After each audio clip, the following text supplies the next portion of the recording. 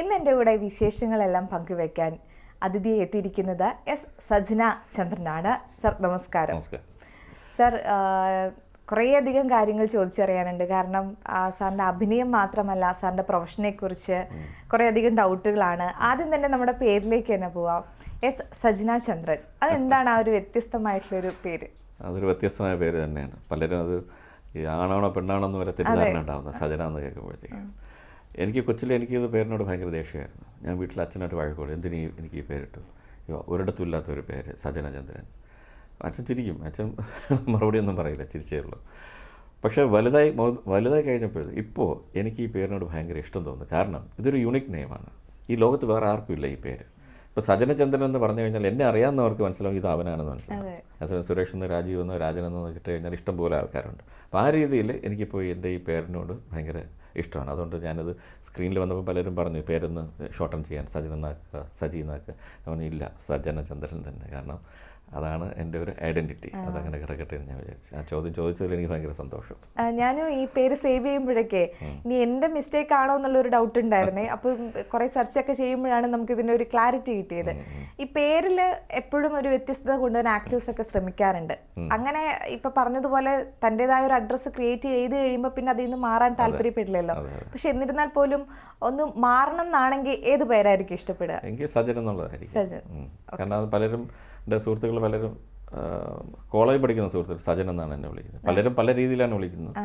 സ്കൂളിൽ പഠിക്കുന്ന സുഹൃത്തുക്കളാണ്, പഠിച്ചിരുന്നവരാണെങ്കിൽ സൈനേന്ദ്രൻ എന്നാണ്. നമ്മൾ പ്രൊണൗൺസ് ചെയ്യില്ലേ, രാജപ്പൻ എന്നൊക്കെ സൈനേന്ദ്രൻ. കോളേജിലെത്തിയപ്പോൾ സജനായി, ഓഫീസിലെത്തിയപ്പോൾ SS ചന്ദ്രനായി.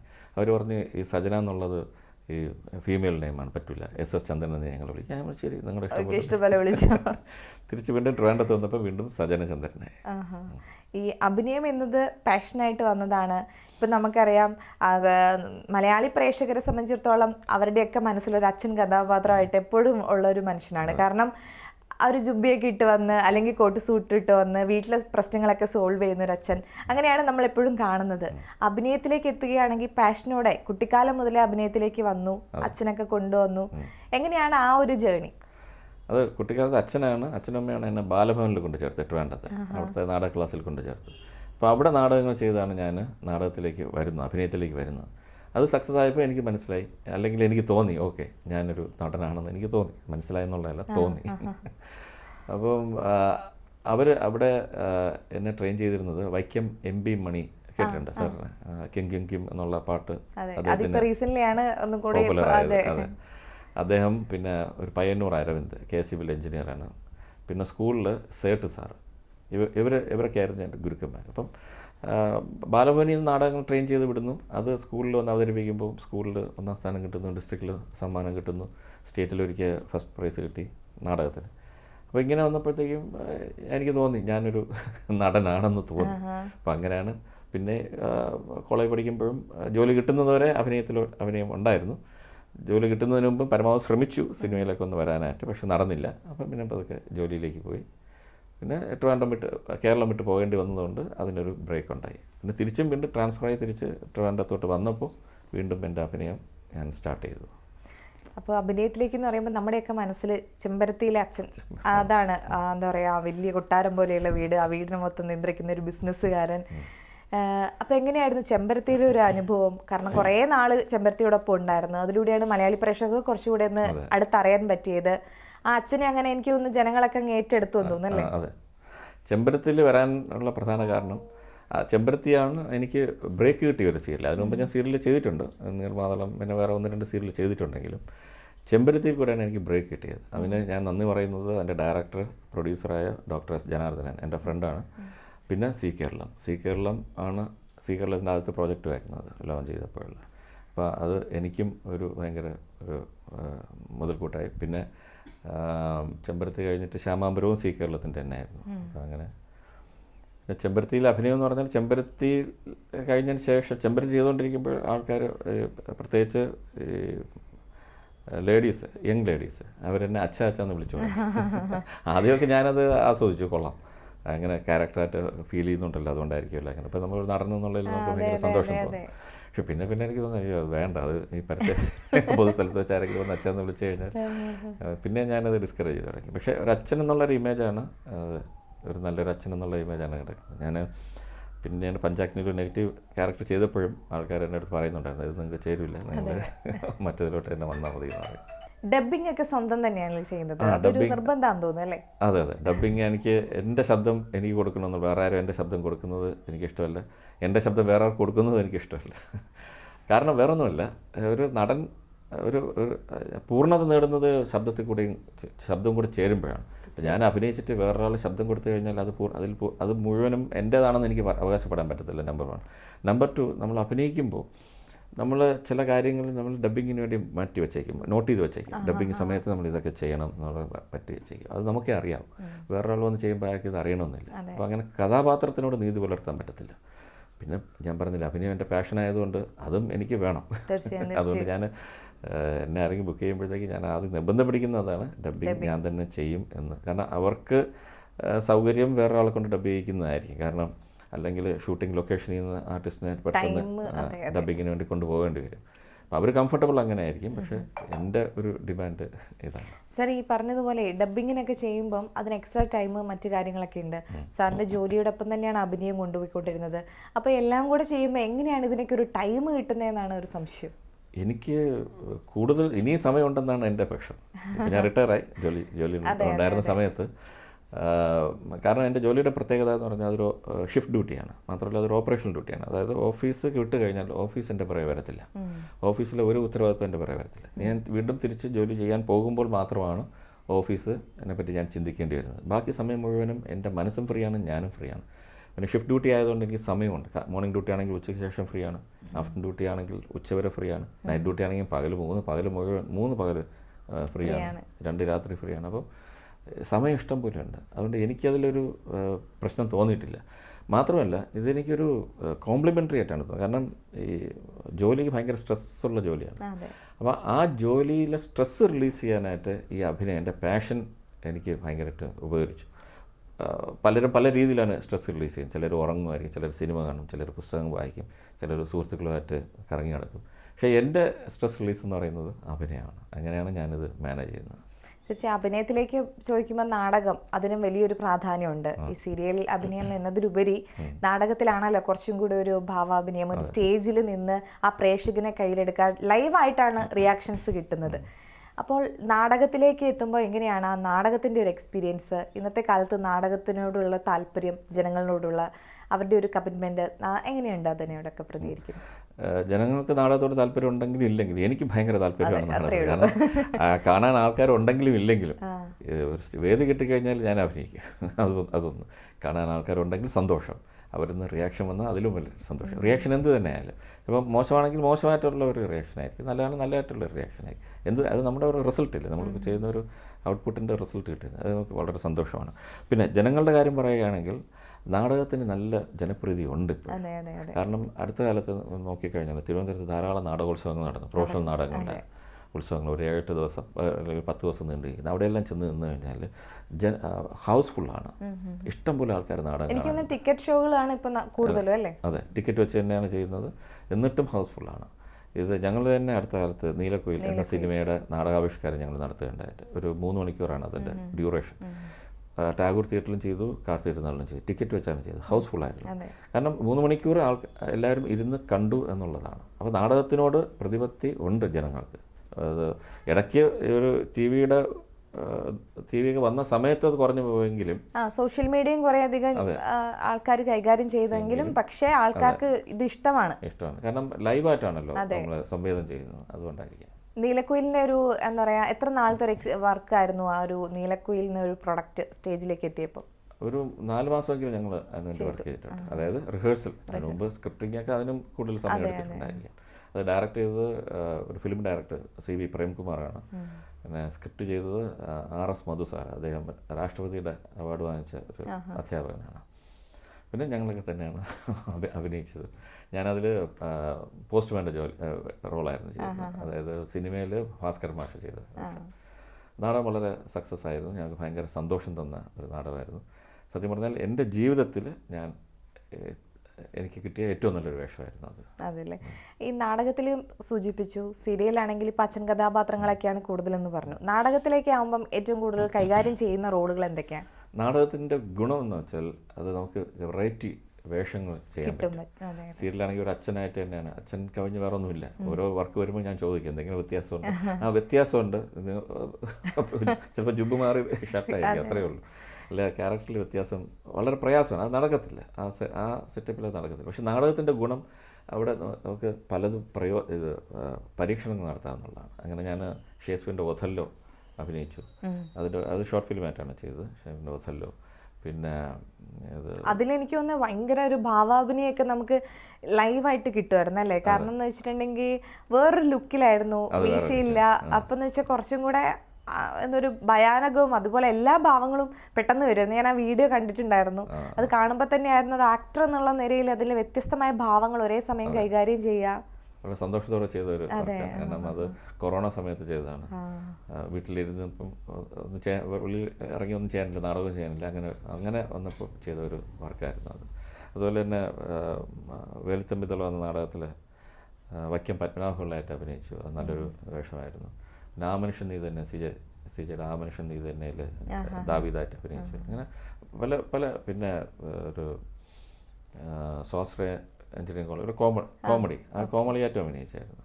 അതിൽ ഒരു കോളേജ് പ്രിൻസിപ്പൽ എന്ന് പറഞ്ഞാൽ അയാൾ ഒരു കോമഡിയാണ്. അപ്പോൾ അങ്ങനെ ഒരു ഹാസ്യ നാടകമായിരുന്നു, അങ്ങനെ ചെയ്തു. ഒരു കവിയായിട്ട്, ഒരു ദുരന്ത നായകനായിട്ടുള്ള ഒരു കവിയായിട്ട് അഭിനയിച്ചു. അത് കോമഡിയായിരുന്നു ജഗതിയുടെ. പിന്നെ പല വേഷങ്ങൾ അതിൽ ചെയ്യാൻ പറ്റി. നാടകം അഭിനയിക്കാൻ മാത്രമല്ല, ഞാൻ സംവിധാനം ചെയ്യാറുണ്ട്. അതെ, ആ സംവിധാനത്തിൻ്റെ കാര്യത്തിലേക്ക് വരുമായിരുന്നു. അതിനു മുമ്പ് ഒരു ചെറിയൊരു സംശയം. ഇപ്പോൾ ഈ നാടകത്തിനാണെങ്കിൽ ഓക്കെ, അത് ഒരു ഡയറക്ടർ നിങ്ങളുടെ ഒരു പൂർണ്ണ ഒരു വിശ്വാസത്തിൽ അങ്ങ് ഇറക്കി വിടുവാണല്ലോ. ആ ഒരു അഭിനേതാവിനുള്ള വിശ്വാസം, അയാൾ ആ സ്റ്റേജ് കീഴടക്കുമെന്നുള്ളൊരു കാര്യമൊക്കെ. പക്ഷെ സീരിയലിലേക്ക് വരുമ്പോൾ അങ്ങനെയല്ല, സ്പോട്ടിൽ ചിലപ്പം ഡയറക്ടറുടെ ഒരു രീതിക്ക് നമ്മൾ മാറേണ്ടി വരും.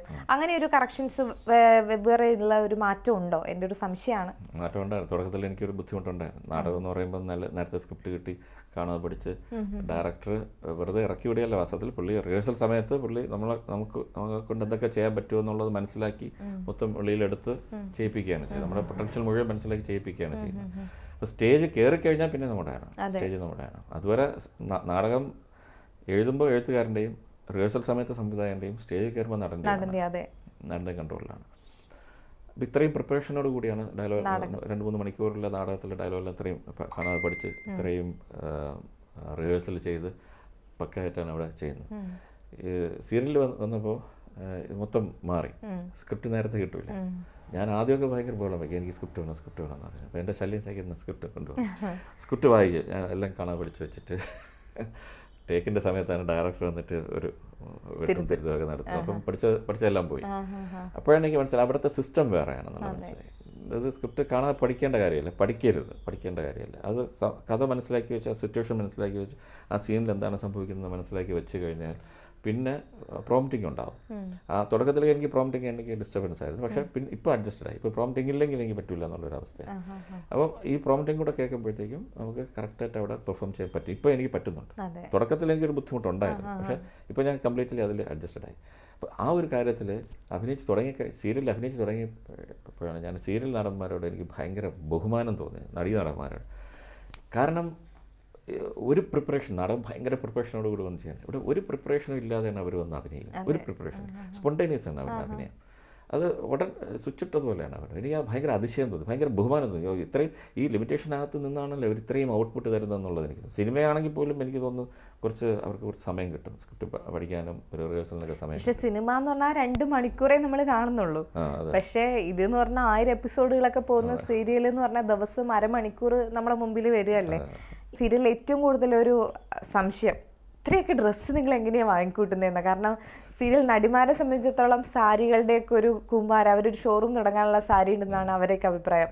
അതേപോലെ നടന്മാരെ സംബന്ധിച്ചിടത്തോളം എങ്ങനെയാണ് നിങ്ങളുടെ ബഡ്ജറ്റ് കാര്യങ്ങൾ? അത്ര വേണ്ടാന്ന് തോന്നുന്നു, എന്നിരുന്നാൽ പോലും സ്വന്തമായിട്ട് അത്രയും ഒരു കോസ്റ്റ്യൂം കണ്ടെത്തണമല്ലോ അല്ലേ? ഉണ്ട്. അത്രയില്ലെങ്കിലും അവരുടെ അത്ര പ്രശ്നമില്ലെങ്കിലും ഇഷ്ടംപോലെ കോസ്റ്റ്യൂംസ് നമ്മൾ കണ്ടെത്തണം. ഇവിടെ ഉണ്ട്, അലമാരയിലുണ്ട്. അത് ഒരു സീരിയലിട്ട കോസ്റ്റ്യൂം അടുത്ത സീരിയൽ ഇടാൻ പറ്റില്ല. അപ്പോൾ അങ്ങനെയൊക്കെ അതൊരു പ്രശ്നം തന്നെയാണ്. അത് വാസ്തവത്തിൽ ഞങ്ങളുടെ ഭാഗത്തു നിന്നുള്ളൊരു ഇൻവെസ്റ്റ്മെൻ്റ് ആണ്. അതൊരു നഷ്ടമാണ് വാസ്തവത്തിൽ. അതെ, പിന്നെ റീയൂസും ഇല്ല. അത് നേരത്തെ സൂചിപ്പിച്ച പോലെ തന്നെ നന്നായിട്ട് ഡ്രസ്സ് ചെയ്തില്ലെങ്കിൽ നമുക്ക് തന്നെയാണ് ദോഷം. നമുക്ക് നന്നായിട്ട് ഡ്രസ്സ് ചെയ്ത് തന്നെ നിൽക്കുകയും വേണം. തീർച്ചയായും ഈ കഥാപാത്രങ്ങളൊക്കെ എന്താ പറയുക അഭിനയിച്ച് കഴിയുമ്പം തിരിച്ച് അത് ഉള്ളിൽ തന്നെ നിൽക്കാറുണ്ടോ? കാരണം ഇങ്ങനെ ചില സമയങ്ങളിലൊക്കെ ഭയങ്കര ദേഷ്യപ്പെട്ടൊക്കെ വരുന്ന അച്ഛനെ ആ സിറ്റുവേഷൻ കൈകാര്യം ചെയ്യുന്ന ആൾക്കാരെ കഥാപാത്രമായിട്ടായിരിക്കും കാണുക. അത് കഴിഞ്ഞ് അഭിനയമൊക്കെ കഴിഞ്ഞ് വരുമ്പം വീട്ടിലേക്ക് എത്തുമ്പോൾ എങ്ങനെയാണ്? എനിക്ക് അങ്ങനെയല്ല, ഇല്ല, അതവിടെ കഴിഞ്ഞു. ആ കട്ട് പറയുന്നിടത്ത് അവിടെ കഴിയും. പക്ഷെ നാടകം ചെയ്തിട്ട് വരുമ്പം അത് കഥാപാത്രം നിൽക്കില്ല, എൻ്റെ ഹാങ് ഓവർ നിൽക്കുക, കഥാപാത്രമല്ല. ഞാൻ ആ രംഗങ്ങളൊക്കെ വീണ്ടും എൻ്റെ മനസ്സിൽ പൊയ്ക്കൊണ്ടിരിക്കുക. ആ ഒരു രാത്രി ഇത്രയും സന്തോഷകരമായിട്ട് ഉറങ്ങുന്ന ഒരു രാത്രി അറിയില്ല. പിറ്റേന്ന് ഉണരുമ്പോഴും ആ തലേ ദിവസത്തെ നാടകം വിജയിച്ചാലേ ഉള്ളൂ, പരാജയപ്പെട്ട ഇങ്ങനെ ഉണ്ടാകും. പരാജയപ്പെട്ടിട്ടില്ല, അപ്പോൾ റിപ്പീറ്റ് ചെയ്തുകൊണ്ടിരിക്കും. പക്ഷേ ക്യാരക്ടർ കയറിയിട്ടില്ല. പക്ഷേ വേറൊന്ന് സംഭവിക്കാറുണ്ട്, അത് സീരിയലിലും സംഭവിക്കാറുണ്ട്. അതായത് അഭിനയിക്കാൻ വേണ്ടി ആ ക്യാരക്ടറിലോട്ട് കയറാൻ വേണ്ടി ചില കാര്യങ്ങൾ ചെയ്യാറുണ്ട്. മറ്റുള്ളവരുടെ കാര്യം എനിക്കറിയില്ല, എൻ്റെ അനുഭവമാണ്. അതായത് ഞാൻ ആ ക്യാരക്ടറിലോട്ട് കയറുന്നത് ക്യാരക്ടറിൻ്റെ തോട്ട്സ് എടുത്തിട്ടാണ്. ആ ക്യാരക്ടർ ജനിച്ചത് മുതൽ ഈ പോയിന്റ് എത്തിയത് വരെ അയാൾ എന്തായിരുന്നു, അയാളുടെ മനസ്സിൽ കൂടെ പോയ ചിന്തകൾ ഇങ്ങനെ റൂട്ടിൽ ജീവിക്കും. അതാണ്, അങ്ങനെയാണ് ഞാൻ അഭിനയിക്കുന്നത്. പക്ഷെ അതുകൊണ്ടൊരു ദോഷമുണ്ട്. ചില നെഗറ്റീവ് റോൾ ചെയ്തപ്പോൾ എനിക്ക് എന്നോട് ഭയങ്കര ദേഷ്യം തോന്നി, ചിത്ര വൃത്തിയിട്ടവനാണ് എന്നുള്ള. അപ്പോൾ അത് അങ്ങനെ സംഭവിച്ചിട്ടുണ്ട്. അത് എനിക്ക് തന്നെ എന്നെ വെറുത്തു തുടങ്ങുന്ന ഒരു നിമിഷം വന്നു തുടങ്ങി. എന്നാൽ ഒരിക്കലും ഒരു നടൻ കഥാപാത്രം ആവത്തില്ല. നടൻ രണ്ടായിട്ട് നിൽക്കും, സ്പ്ലിറ്റ് ചെയ്ത് നിൽക്കും. ഒന്ന് നടൻ ഈ ക്യാരക്ടറിനെ വാച്ച് ചെയ്യും എപ്പോഴും. സ്റ്റേജിലാണെങ്കിലും ഈ നടൻ വാച്ച് ചെയ്യണം. കാരണം സ്റ്റേജിലാണെങ്കിൽ ലൈറ്റ് പിടിച്ച് നിൽക്കണം, മറ്റേ ക്യാരക്ടർ മറ്റേ അഭിനേതാവ് എന്താണ് ചെയ്യുന്നത് അതിനനുസരിച്ചാണ് റെസ്പോണ്ട് ചെയ്യേണ്ടത്. അപ്പോൾ അയാൾ തെറ്റ് വേറെന്ത് പറഞ്ഞാലും അതിനനുസരിച്ച് ക്യാരക്ടറായിട്ട് റെസ്പോണ്ട് ചെയ്യണം. സീരിയലാണെങ്കിലും ഇങ്ങനെ തന്നെ ഈ അഭിനയിച്ചുകൊണ്ടിരിക്കുമ്പോൾ ഡയറക്ടർ ഇൻസ്ട്രക്ഷൻ തരും, ക്യാമറാമാൻ ഇൻസ്ട്രക്ഷൻസ് തരും. അപ്പോൾ അത് പ്രോംപ്റ്റ് ചെയ്യുന്ന ആൾ പറയുന്നത് കേൾക്കണം. അപ്പം ഒരു നടൻ മാറി നിൽപ്പുണ്ട് എപ്പോഴും, പക്ഷേ കഥാപാത്രം അവിടെ നിൽപ്പുണ്ട്. അപ്പം ഈ നെഗറ്റീവ് റോൾ ചെയ്തപ്പം ഈ നടന് ഈ കഥാപാത്രത്തിന് ഭയങ്കര ദേഷ്യവും പുച്ഛവും തോന്നി. പക്ഷേ ക്യാരക്ടർ ഈ കട്ട് പറഞ്ഞു കഴിഞ്ഞാൽ പിന്നെ അതിലോട്ടില്ല, വേറെ പ്രശ്നമില്ല. എനിക്ക് സീരിയലുകളുടെയൊക്കെ ഒരു പ്രധാനപ്പെട്ട ഒരു കാര്യം, ഇപ്പം നമ്മൾ ഏറ്റവും കൂടുതൽ മലയാള സിനിമ വിട്ടോട്ടെ, സീരിയലിലേക്ക് എത്തുമ്പോൾ തന്നെ സ്ത്രീകൾക്ക് മുൻഗണന കിട്ടുന്നുണ്ടോ എന്നൊരു സംശയം. കാരണം എല്ലാത്തിലും ഉണ്ട്. കാരണം അതിലെ ഈ സ്ത്രീകൾ എങ്ങനെ റിലേറ്റ് ചെയ്താലും ഒന്നെങ്കിൽ മരുമകളുടെ ഒരു കഥയായിരിക്കും, അല്ലെങ്കിൽ മകളുടെ കഥയായിരിക്കും, അമ്മയുടെ കഥയായിരിക്കും. എന്തുകൊണ്ട് അച്ഛൻ കഥാപാത്രത്തെക്കുറിച്ചുള്ള ഒരു കഥ വരുന്നില്ല, അല്ലെങ്കിൽ നടൻ അത്രത്തോളം സ്പേസ് കിട്ടുന്നില്ല? ഒരു സംശയമാണ്, ഒരു പ്രേക്ഷക എന്ന നിലയിലൊരു ചോദ്യമാണ്. അത് പ്രേക്ഷകർ തന്നെയാണ് അതിന് കാരണക്കാർ. അവർക്ക് അങ്ങനെയുള്ള കഥയാണ് അവർക്ക് കേൾക്കാൻ. എന്നാൽ അച്ഛന്മാർ കുറെ പേരുണ്ട് അവരുടെ. അടുത്ത കാലത്ത് അച്ഛന്മാർ അല്പം തലപൊക്കിയിട്ടുണ്ട്.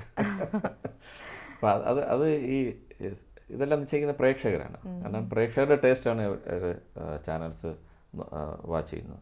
അതനുസരിച്ചുള്ള കഥകളാണ് അവർ കൊടുക്കുന്നത്. അപ്പോൾ പ്രേക്ഷകർക്ക് അത് ഇതിൻ്റെ ഓരോ ഓഡിയൻസ് ഉണ്ട്. ആ ഓഡിയൻസിന് ഇത്തരം കഥകൾ കേൾക്കാനാണ് താല്പര്യം. ഓക്കെ, അത്തരം കഥകൾ അവർക്ക് കൊടുക്കുന്നു. അവിടെ നമുക്ക് കംപ്ലയിൻറ്റ് ചെയ്തിട്ട് കാര്യമില്ല. നടികടൻ ഒന്നും ചെയ്യാൻ അവിടെ ഒരു വോയിസ് ഇല്ല, ആർക്കും വോയിസ് ഇല്ല. അത് മാർക്കറ്റാണ് ഡിസൈഡ് ചെയ്യുന്നത്. തീർച്ചയായും. ഇനി നമുക്ക് അഭിനയത്തിൽ നിന്ന് മാറി സാറിൻ്റെ പ്രൊഫഷനിലേക്ക് വരികയാണെങ്കിൽ, അത്രത്തോളം ഇമ്പോർട്ടൻ്റ് ആയിട്ടുള്ള ഒരു പ്രൊഫഷൻ കൈകാര്യം ചെയ്യുകയാണ് എയർ ട്രാഫിക് കൺട്രോളിങ്.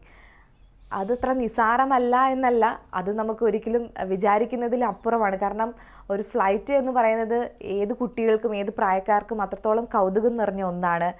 അതിനെ ഭൂമിയിൽ നിന്ന് ആകാശത്തെ പറന്നു പോകുന്നതിനെ നിയന്ത്രിക്കുക എന്ന് പറയുന്നത് അത്രത്തോളം ക്യൂരിയോസിറ്റി ഉണ്ടാകുന്നൊരു കാര്യമല്ലേ? എങ്ങനെയാണ് സാർ ഇതിലേക്കൊക്കെ എത്തിയത്? കാരണം ബിടെക് അങ്ങനെ ഒരു പഠന ജേർണി പറഞ്ഞു, വിമാനം അതെന്നും കൗതുകമാണ്. ഈ ജോലി ചേരുന്ന സമയത്ത് ഇതൊരു ജോലി എന്ന് മാത്രമേ എനിക്കറിയാം. എയറോഡ്രോം ഓഫീസർ എന്നായിരുന്നു എൻ്റെ ഡെസിഗ്നേഷൻ്റെ പേര്.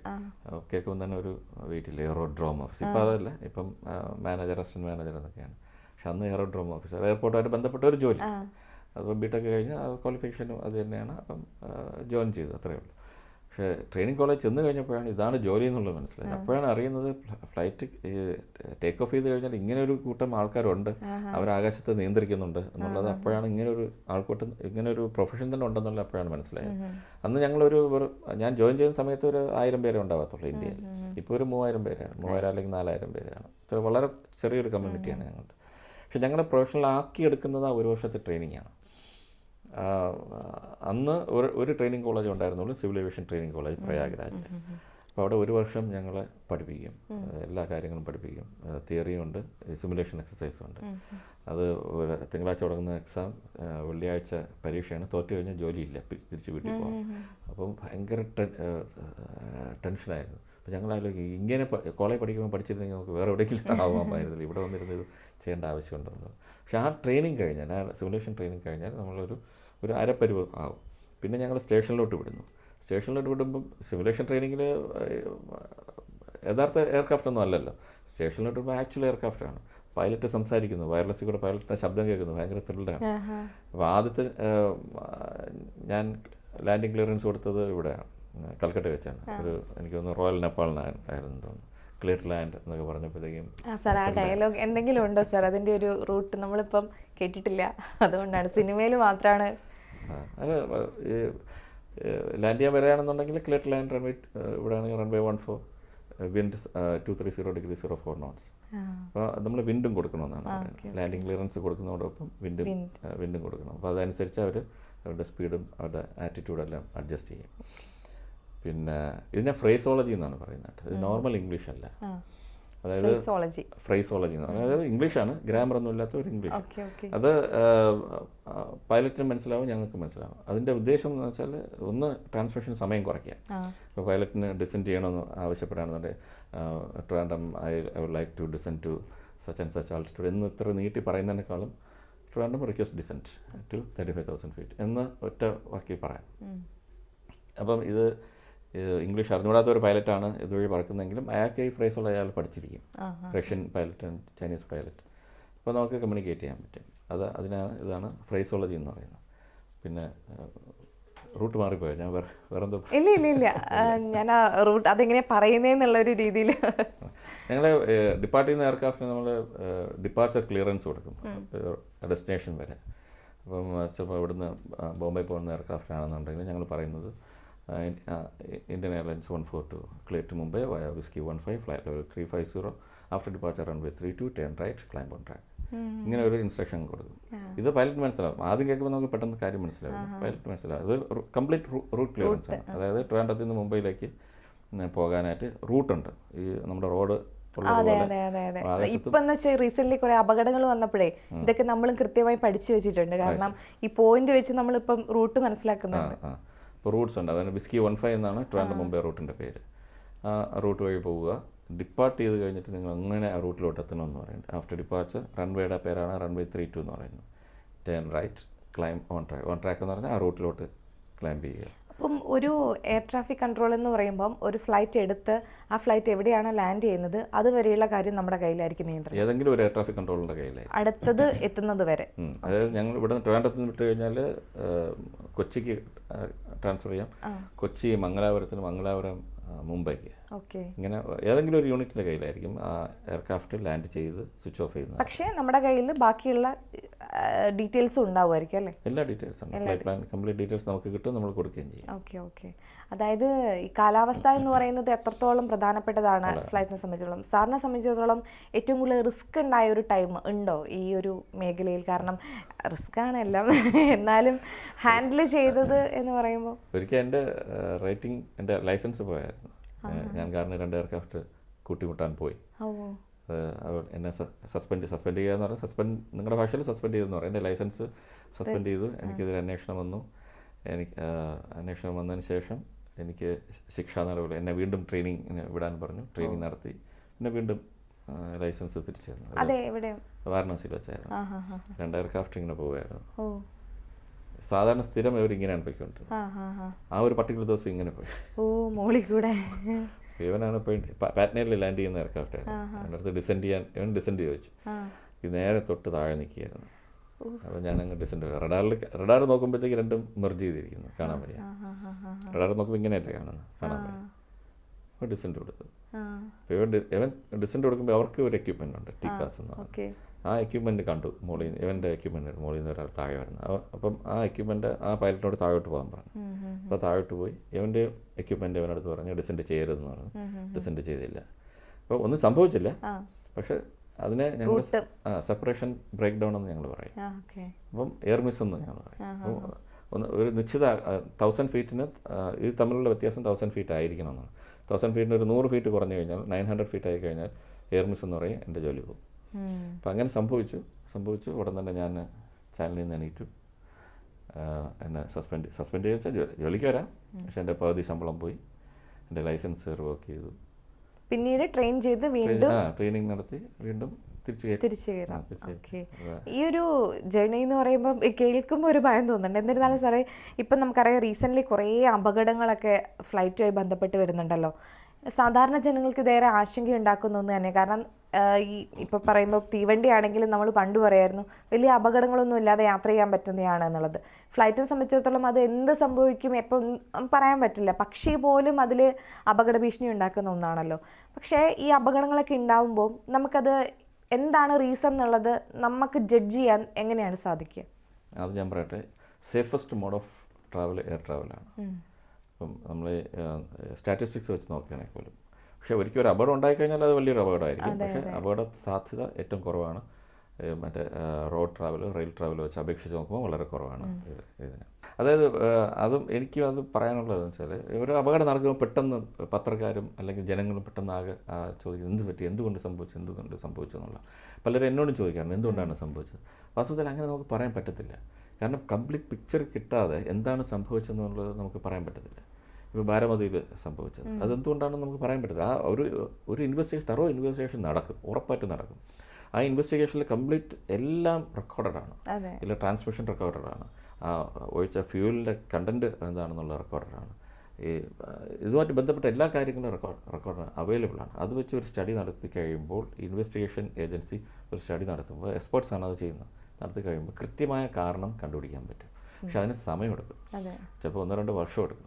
അത്രയും ക്ഷമയില്ല നമുക്ക് പെട്ടെന്ന് അറിയണം, ആരെങ്കിലും കുറ്റപ്പെടുത്തണം, ഇന്നൊരു കാരണമാണ്. പിന്നെ ഒരു അപകടവും മറ്റൊരു അപകടവും തമ്മിൽ താരതമ്യം ചെയ്യുന്ന ഒരു പതിവ് കാഴ്ച ജനത്തിന് പെട്ടെന്ന് എന്തെങ്കിലും മറുപടി വേണം, പത്രക്കാർക്കും പെട്ടെന്ന് എന്തെങ്കിലും മറുപടി വേണം. അപ്പോൾ അതുകൊണ്ടാണ് ഇത് സംഭവിക്കുന്നത്. 2-3 ദിവസം കഴിയുമ്പോൾ അതിനെപ്പറ്റി ചർച്ചയില്ല. ഇപ്പം വരാതിനെ പറ്റി ചർച്ചയില്ല, 2-3 ദിവസം കഴിയുമ്പോൾ അതിനെപ്പറ്റി ചർച്ചയില്ല. പക്ഷേ കൃത്യമായ കാരണം നമുക്ക് അവസാനം റിസൾട്ട് വരും, ഉറപ്പായിട്ടും കിട്ടും.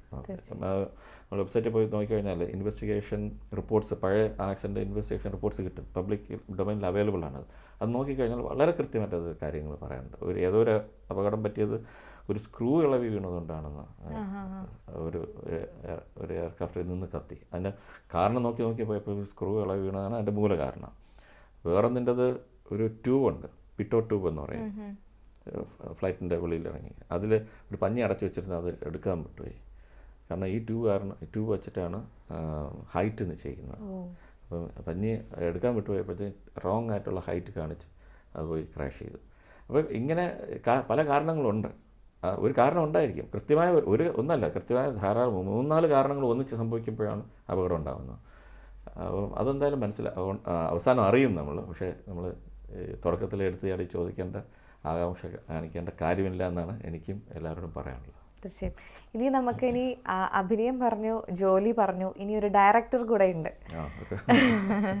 അപ്പോൾ ഡയറക്ടറായിട്ടുള്ള എങ്ങനെയാണ് അതിൻ്റെ ഒരു മേൽനോട്ടവും കാര്യങ്ങളൊക്കെ? നാടകം ഡയറക്റ്റ് ചെയ്തിട്ടുള്ളൂ. നാടകം ഒരു 10ഓളം നാടകം ഞാൻ ഡയറക്റ്റ് ചെയ്തിട്ടുണ്ട്.